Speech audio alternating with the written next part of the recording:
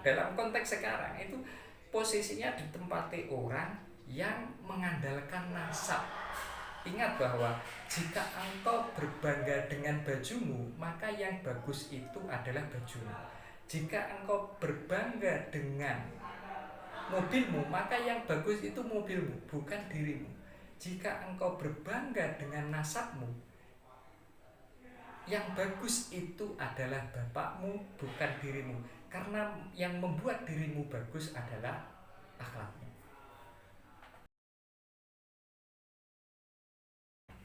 Assalamualaikum warahmatullahi wabarakatuh. Bismillahirrahmanirrahim. Wa nasykuruka Allahumma ala ala'i wa ala ni'matil Islam wal iman. Wassalatu wassalamu ala sayyidil anam wa ala alihi wa sahbihi al-kiram. Amma ba'du. Fala haula wa la quwwata illa billahil aliyyil azim. Rabbi shrah li sadri wa yassir li amri wa hlul 'uqdatam min lisani yafqahu qawli. Alhamdulillah, hari ini kita bisa melanjutkan kembali ngaji tafsir Qidiri.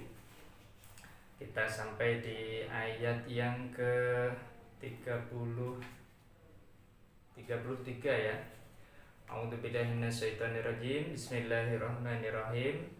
Qala ya Adamu anbi'hum bi asma'ihim falamma anba'ahum bi asma'ihim qala alam aqul lakum inni a'lamu ghaibas samawati wal ard wa a'lamu ma tubduna wa ma kuntum taktumun.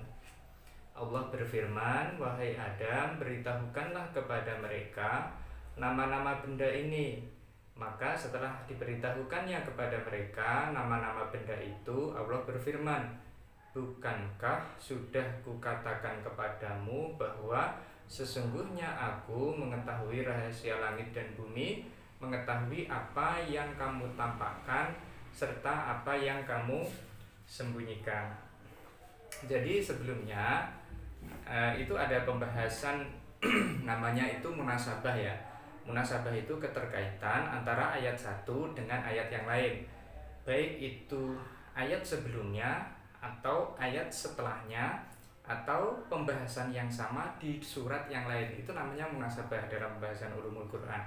Nah, pada ayat sebelumnya Al-Quran sudah menjelaskan tentang protesnya malaikat kepada Allah. Mosok awakmu gawe makhluk sing bakale menumpahkan darah, bakale berbuat kerusakan di bumi, kan begitu ya kemarin itu. Nah, protes malaikat itu kemudian dijawab oleh Allah dengan menciptakan Adam yang memiliki kelebihan bisa menyimpan memori, otaknya bisa menyimpan seluruh apa yang diajarkan oleh Allah. Tidak seperti malaikat yang hanya memiliki satu kelebihan saja, ketika diperintah sujud hanya bisa sujud, ketika diperintahkan untuk tasbih hanya bisa bertasbih. Nah, itu adalah argumentasi yang dibangun oleh Allah untuk untuk memenangkan atas apa yang diprotes oleh malaikat. Kemudian di dalam ayat ini Allah menjelaskan, namun sebelumnya ada kajian kebahasan terlebih dahulu. Di dalam ayat ini ada majas bil hadaf. Majas itu ungkapan yang tidak sesungguhnya, itu namanya majas. Majas bil hadaf yaitu majas dengan membuang kata. Redaksi lengkapnya adalah fa'amba'ahum biha falamma amba'ahum. Jadi begitu, ada falamma amba'ahum, fa'amba'ahum biha falamma amba'ahum, itu yang dibuang. Jadi terjemah lengkapnya jika sudah ditambahkan pembuangan kata tersebut adalah beritahukanlah kepada mereka nama-nama itu, lalu diberitahukannya nama-nama itu. Nah, lalu diberitahukannya nama-nama itulah yang dibuang. Maka Nabi Adam selesai menyebutkan nama-namanya. Apa yang disebutkan itu adalah nama-nama malaikat, nama benda, dan seterusnya. Kemudian kita masuk di dalam tafsir. Qala ya Adamu anbi'hum bi asma'ihim. Allah berfirman, wahai Adam, beritahukanlah kepada mereka nama-nama benda ini. Pada ayat 31, nah ini saya singgung, Allah telah memerintahkan Nabi Adam untuk mempresentasikan nama benda-benda yang diajarkan. Lalu di dalam ayat ini Allah menegaskan kembali bahwa Nabi Adam benar-benar mampu menyebutkan nama-nama benda yang diajarkan itu dengan baik. Kemarin sudah saya singgung bahwa Yang bisa melakukan itu adalah manusia karena ia dibekali otak yang bisa menyimpan pengetahuan yang ia dapatkan di limbik kiri begitu. Itulah mengapa dia bisa mempresentasikan nama-nama itu dengan baik. Falamma anba'ahum bi asma'ihim qala alam aqul lakum inni a'lamu ghaibas samawati wal ard. Bukankah sudah kukatakan kepadamu bahwa sesungguhnya aku mengetahui rahasia langit dan bumi. Bagian ayat ini juga menguatkan penutup ayat yang ke-30 yang menyatakan bahwa Allah mengetahui apa yang tidak diketahui oleh malaikat. Jadi begini, malaikat itu protes itu kan logis ya, karena dia mempertimbangkan aspek kemaksiatan yang akan dilakukan oleh manusia di bumi, baik itu kerusakan alam maupun pembunuhan, penumpahan darah dan lain sebagainya. Itu kan protes yang logis. Tetapi Allah itu mengetahui apa yang tidak diketahui oleh malaikat, bahwa manusia itu juga memiliki kelebihan yang bisa melebihi derajatnya malaikat, yaitu dengan dibekali akal, dia bisa melakukan ibadah dengan macam-macam, tidak seperti malaikat yang hanya dibekali hanya satu saja begitu. Setelah Nabi Adam mempresentasikan nama-nama benda itu di hadapan Allah dan para malaikat, lalu Allah menegaskan bahwa dia lebih mengetahui dari apa yang diprediksi oleh malaikat. Jadi malaikat itu sok tahu gitu ya. Sok tahu ya, benar memang ada manusia yang menumpahkan darah, tetapi ada pula manusia yang menegakkan keadilan begitu. Selain itu, ayat ini juga lebih rinci menjelaskan tentang pengetahuan Allah terhadap perkara yang gaib, baik yang ada di langit maupun di bumi. Gaib itu maknanya begini. Gaib itu pertama adalah kejadian di masa depan. Itu gaib. Semuanya itu gaib, bagi manusia itu gaib. Karena apa? Karena belum terjadi gitu. Kemudian yang kedua adalah hal ihwal yang ada di dalamnya, ya seperti Nabi Adam itu kan bisa mempresentasikan benda-benda itu ini ya di luar pengetahuan malaikat, itu gaib juga. Dan kemudian Allah menyatakan aku ngerti sing gaib karo sing tampak, wa a'lamu ma tubduna wa ma kuntum taktumun, dan mengetahui apa yang kamu tampakkan dan apa yang kamu sembunyikan. Nah, redaksi ini ada muqaddam muakhir ya. Jadi ma tubdun sama ma taktumun itu memiliki persamaan redaksi, tetapi dia maknanya berlawanan. Yang pertama itu ditampakkan, yang kedua itu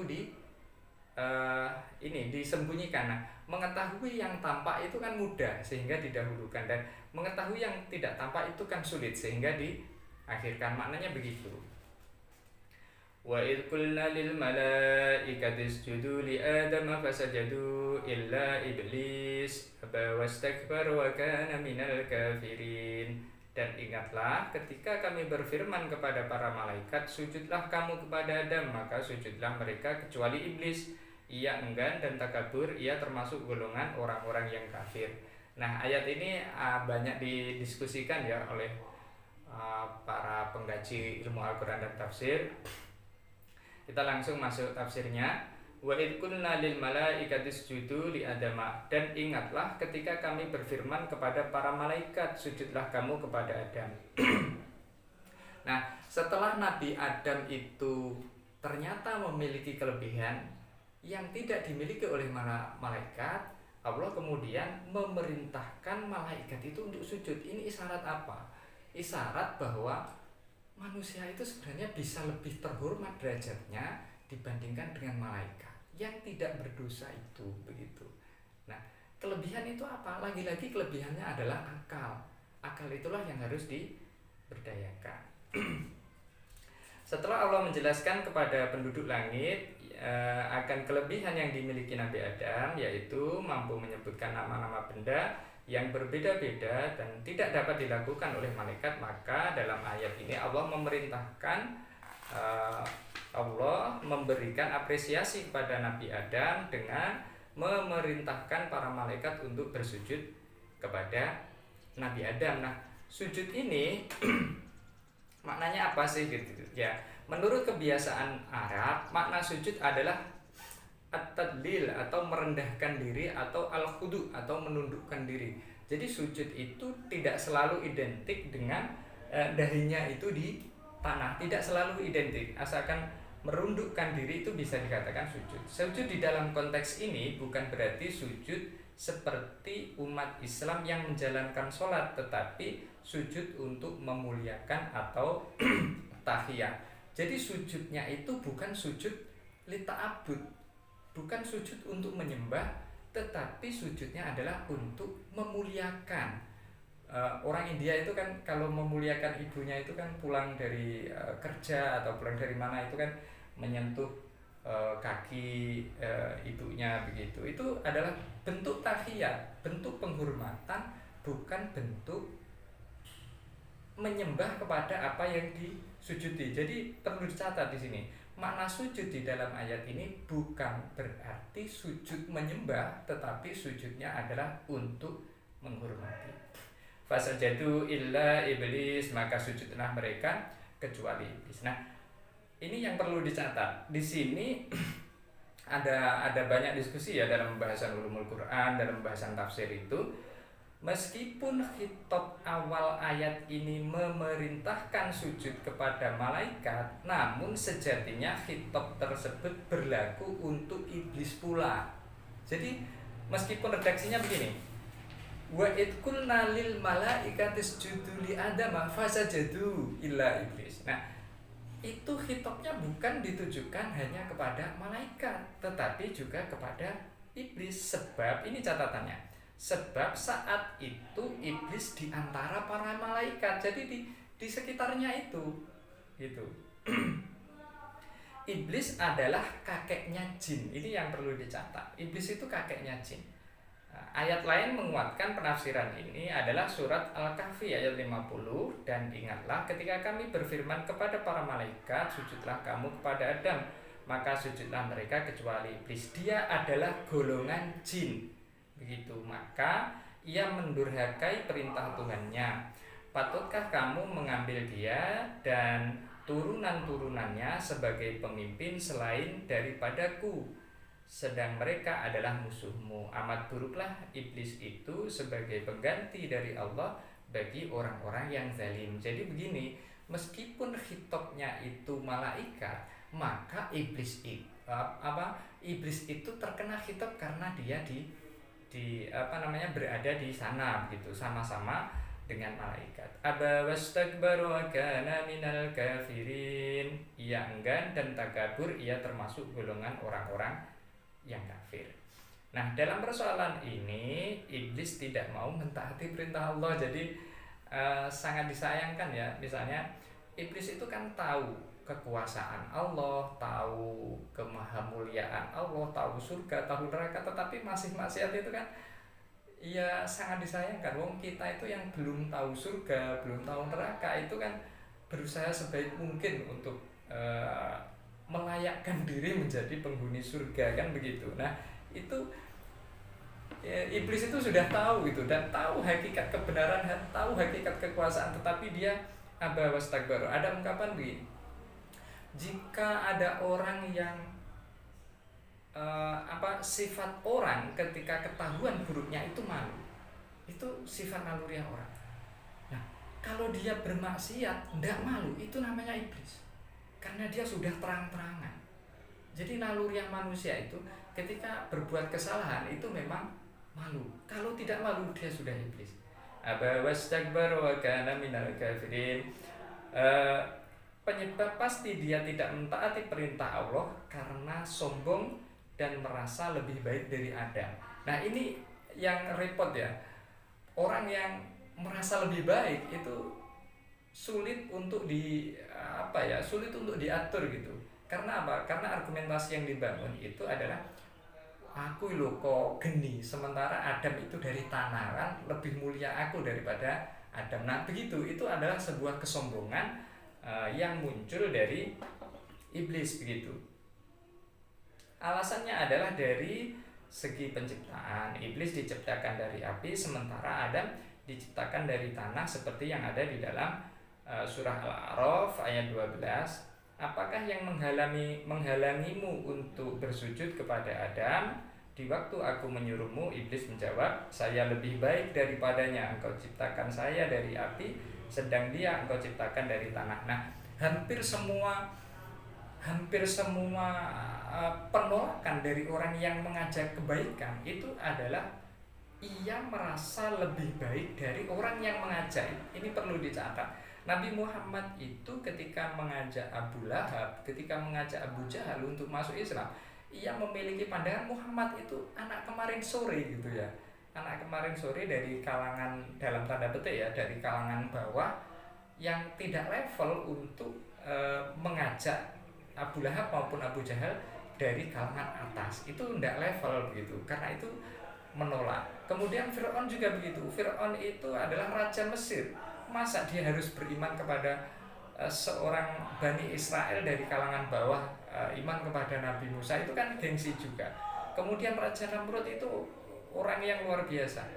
Masa harus beriman dengan Ibrahim, orang yang kecil. Rata-rata penolakan itu muncul dari orang yang merasa dirinya lebih baik begitu. Sehingga dia tidak mau mengakui kebenaran dari apa yang disampaikan oleh orang yang mengajaknya. Nah, ayat ini ada ibroh ya, saya menulis ada 3 ibroh atau pelajaran yang diambil dari ayat ini. Yang pertama, Adam adalah manusia yang baru saja diciptakan oleh Allah, tetapi memiliki kelebihan yang tidak dimiliki oleh malaikat dan iblis. Kelebihan ini kemudian dibuktikan oleh Allah dan terbukti benar. Dalam kehidupan sehari-hari, Adam layaknya manusia baru yang hadir di tengah-tengah komunitas mapan. Sosok Adam tersebut dapat dikatakan sebagai junior, sementara malaikat dan iblis adalah senior. Meskipun orang baru, Adam menunjukkan kelebihan tersebut sehingga ia layak mendapatkan penghormatan lebih karena tidak dimiliki oleh yang lain. Jadi, senioritas dan junioritas dalam persoalan ini dihilangkan dengan mengedepankan profesionalitas. Jadi kita sering mengedepankan senior dan junior begitu, tetapi mengesampingkan profesionalitas. Nah, dalam ayat ini Allah itu ingin menunjukkan bahwa penghormatan yang baik itu bukan dari segi senior atau junior, tetapi menunjukkan kualitas dan profesionalitas. Itu ibroh yang pertama. Yang kedua, sosok malaikat adalah penurut dalam kehidupan nyata. Ada tipikal orang yang selalu taat atasan tanpa mempertanyakan apa motif alasan tersebut memerintahkan dirinya. Ia tidak mempedulikan dirinya siapa dan memiliki jabatan di mana. Asalkan diperintahkan oleh atasan, maka ia mentaatinya. Sosok malaikat ini mirip dengan karakter santri yang nurut diperintahkan kemanapun. Nah, jadi saya mengibaratkan begini, malaikat itu seperti santri di pondok pesantren. Dia diperintah ngalor ya ngalor, diperintah ngitir ya ngitir. Nyaris tidak ada pertanyaan, nyapo aku kok dikongkon ngalor, nyapo aku kok dikongkon ngidul. Nyaris tidak ada pertanyaan seperti itu. Beda dengan mahasiswa ya, akademisi itu kan kalau diperintah A itu kok tidak logis, itu dia mempertanyakan alasan dosen kenapa memerintahkan hal itu. Nah, sosok malaikat ini representasi dari para santri, orang-orang yang nurut terhadap perintah kiainya begitu. Kemudian yang ketiga, sosok iblis ini sebenarnya sosok yang kritis. Sikap kritis memang tidak selamanya jelek, namun kekritisan itu haruslah diimbangi dengan argumentasi yang rasional dan profesional. Sosok iblis dalam ayat ini dapat digambarkan seperti orang yang mengandalkan nasab. Ini kata kuncinya. Aku terbuat dari api, engkau terbuat dari tanah. Itu kan mengandalkan asal kejadian gitu. Dalam konteks sekarang itu posisinya ditempati orang yang mengandalkan nasab. Ingat bahwa jika engkau berbangga dengan bajumu, maka yang bagus itu adalah bajumu. Jika engkau berbangga dengan mobilmu, maka yang bagus itu mobilmu, bukan dirimu. Jika engkau berbangga dengan nasabmu, yang bagus itu adalah bapakmu, bukan dirimu. Karena yang membuat dirimu bagus adalah akhlakmu. Wa qulna ya Adam uskun anta wa zawjukal jannata wa kula minha ragadan haitsu syi'tuma wa la taqraba hadhihi syajarata fatakuna minadh dhalimin. Kemarin saya sudah menyampaikan bahwa Nabi Adam itu tidur di kuade, lalu dia terbangun, lalu dia mimpi ketemu seorang cewek cantik dan ia mau menyentuh wanita itu ya. Kemudian Allah melarang untuk menyentuh wanita itu sebelum memberikan mahar, dan maharnya adalah membaca sholawat kepada Nabi Muhammad. Lalu dia terbangun, ternyata wanita yang itu sudah dihalalkan, sudah bisa menjadi pendamping hidup begitu bagi Nabi Adam di surga. Lalu di ayat ini Allah memerintahkan kepada keduanya untuk menempati surga. Nah, surga ini diperdebatkan oleh para ulama. Ada yang mengatakan surga itu di dunia, ada yang mengatakan tidak di dunia. Saya lebih mengedepankan surga ini tidak di dunia, karena setelah itu Nabi Adam diturunkan ke dunia begitu. Jadi surganya tidak di dunia. Dan kami berfirman, wahai Adam, diamilah olehmu dan istrimu surga ini, karena peristiwa dia dengan istrinya sudah saya ceritakan pada keterangan sebelumnya ya. Dan makanlah makanannya yang banyak, lagi baik di mana saja yang kalian sukai. Dan janganlah kalian dekati pohon ini yang menyebabkan kamu termasuk orang-orang yang dolim. Nah, inilah upah yang diberikan kepada Allah atas kelebihan yang dimiliki oleh Nabi Adam. Nah, begitu juga dalam kehidupan sehari-hari, kita itu akan mendapatkan fasilitas dari apa yang kita miliki atau kelebihan-kelebihan yang kita miliki. Nah, kalau tidak ada kelebihan, orang berharap fasilitas itu ya apa yang bisa diandalkan. Jadi hampir selalu seimbang ya antara kelebihan dan fasilitas yang ia dapatkan begitu. Wa qulna ya Adam uskun anta wa zawjukal jannah, dan kami berfirman, wahai Adam, diambillah olehmu dan istrimu surga ini. Nah, istrimu di dalam ayat ini namanya adalah Hawa, tetapi Al-Qur'an tidak menyebutkan nama. Karena apa? Karena ada banyak tujuan ya. Di antaranya itu masuk dalam teori anonim namanya. Teori anonim yaitu teori yang tidak menyebutkan nama. Tujuannya begini, banyak. Yang pertama adalah untuk menjaga nama orang yang akan disebutkan. Hawa ini kan menjadi salah satu pemicu Nabi Adam diturunkan ke bumi begitu. Nah, karena dia menjadi penyebab dia diturunkan ke bumi, maka Tuhan tidak menyebutkan namanya di dalam Al-Quran.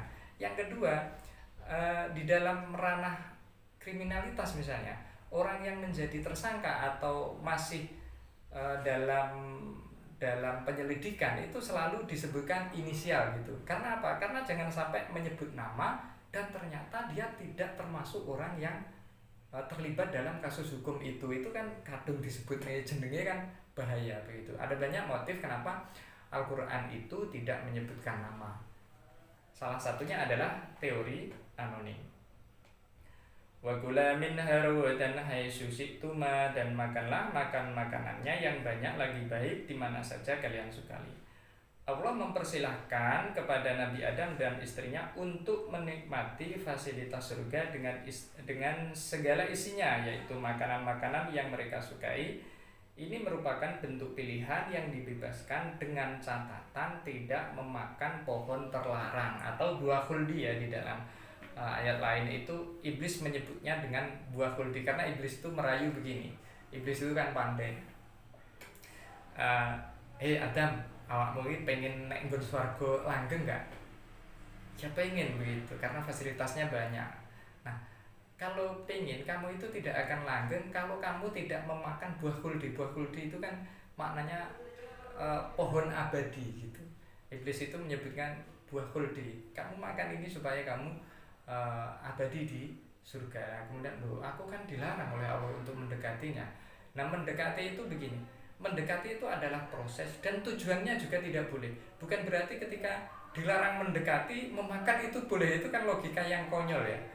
Nah, karena begini, mendekat saja tidak boleh apalagi sampai memakan. Nah, itulah larangan Allah begitu. Wala taqraba hadhihi syajarah, dan janganlah kalian dekati pohon ini. Makna syajarah atau pohon di dalam ayat ini masih kontroversial. Di dalam surah Toha ayat 120 disebutkan bahwa pohon tersebut ada adalah pohon khuldi, tetapi sayangnya nama tersebut diberikan oleh iblis atau setan. Jadi sebenarnya masih kontroversi. Kemudian asumsi awalnya khuldi yang disebutkan di dalam surat Toha tersebut bukanlah nama, akan tetapi sebutan makna, yaitu pohon abadi.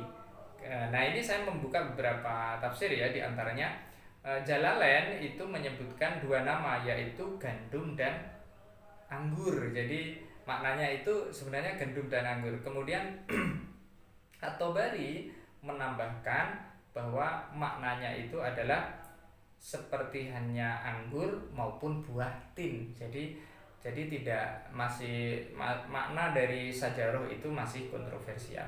Fatakuna minad dolimin, maka kamu termasuk orang-orang yang zalim. Jika engkau mendekati pohon itu, maka kalian termasuk orang-orang dolim. Dolim itu maknanya begini. Dolim itu orang yang tidak menempatkan sesuatu pada tempatnya. Itu namanya dolim. Misalnya kopiah ini ya. Kopiah ini saya taruh di kaki, itu namanya dolim. Sandal saya taruh di kepala, itu namanya dolim. Nah, Adam itu kan manusia istimewa yang memiliki keistimewaan dan dikasih fasilitas istimewa oleh Allah, yaitu surga. Nah, kan enak ya dikasih apapun yang ia minta di surga, itu kan enak. Ewos mono, bahasa Jawanya begitu. Ewos mono, dia masih terkena godaan iblis dan menerjang larangan Allah, itu kan dolim ya. Ibarat kata begini, dikasih fasilitas internet gratis tetapi dia searching terhadap hal-hal yang negatif, itu namanya dolim. Karena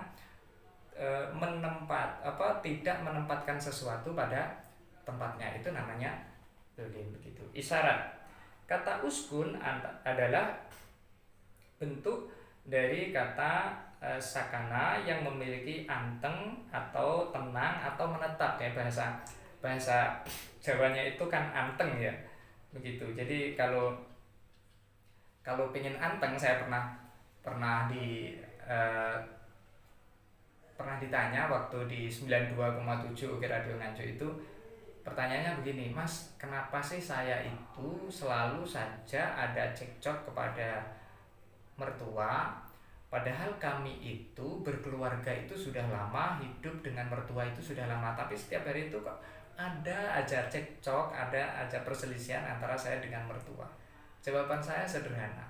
Jawaban saya itu begini, semakin banyak piring yang menumpuk, semakin banyak pula potensi kemlotek yang akan ditimbulkan begitu. Kemlotek itu ya bentik gitu loh, ya ini saling benturan antara piring satu dengan piring yang lain. Nah, solusinya adalah piring yang terlalu banyak menumpuk itu dipisah-pisahkan. Jadi jangan terlalu banyak yang menumpuk. Caranya bagaimana? Caranya membuat rumah baru gitu. Kalau kita punya rumah baru, maka potensi untuk konflik kepada mertua itu semakin kecil.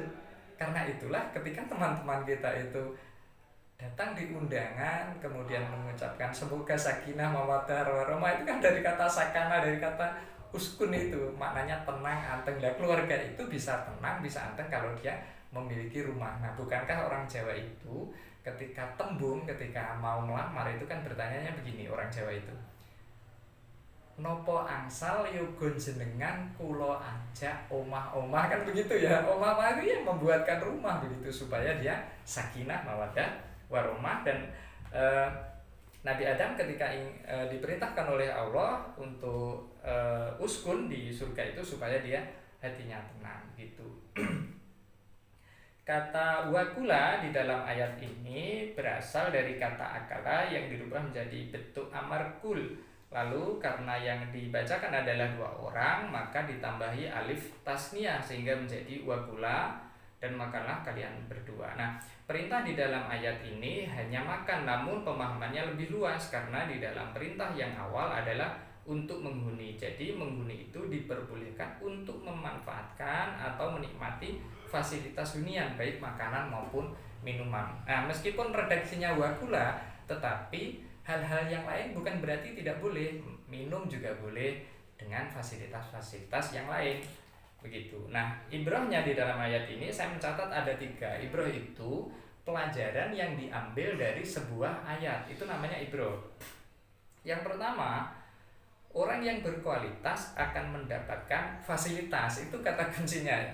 Kalau Anda ingin mendapatkan fasilitas, dikasih posisi yang jabatan yang tinggi, dikasih posisi yang nyaman, ya hendaknya Anda meningkatkan kualitas. Ya banyak orang itu mengharapkan fasilitas tetapi tidak meningkatkan kualitasnya, itu ironinya. Sehingga kalau ingin mendapatkan fasilitas maka kita harus meningkatkan kualitas, itu yang pertama. Yang kedua, istri adalah bagian dari orang yang membuat sukses. Di balik kesuksesan suami ada seorang istri yang selalu memberikan semangat. Ingatlah, jika sang suami bekerja, ia tidak diganggu oleh anak-anaknya karena istrinya berjuang keras merawat anak-anak tersebut. Oleh karena itu, suksesnya suami juga merupakan suksesnya istri. Nah, ini harus kerjasama. Diamnya atau menetapnya Adam di surga itu juga bersama istri. Begitu juga ketika diturunkan itu ya karena ada ikut andilnya istri dalam proses itu, sehingga kesuksesannya itu ditopang pula oleh sang istri.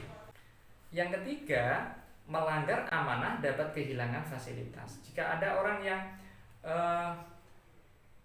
melakukan pelanggaran suatu norma atau suatu hukum, dia bisa kehilangan jabatannya. Contohnya begini, contohnya adalah seorang bupati yang tertangkap tangan oleh KPK, itu kan nasibnya miris ya. Jabatan bupatinya hilang, gajinya mungkin juga hilang, dan bisa jadi banyak pihak yang terkena imbas dari penangkapan bupati oleh KPK itu yang saya sebut bahwa fasilitas itu akan hilang ketika dia melakukan pelanggaran. Begitu juga dengan Adam, fasilitas surga itu hilang ketika Nabi Adam melakukan pelanggaran, yaitu mendekati buah terlarang. Mungkin itu yang bisa saya sampaikan pada kesempatan kali ini. Kurang lebihnya minta maaf. Billahi taufiq wal hidayah. Assalamualaikum warahmatullahi wabarakatuh.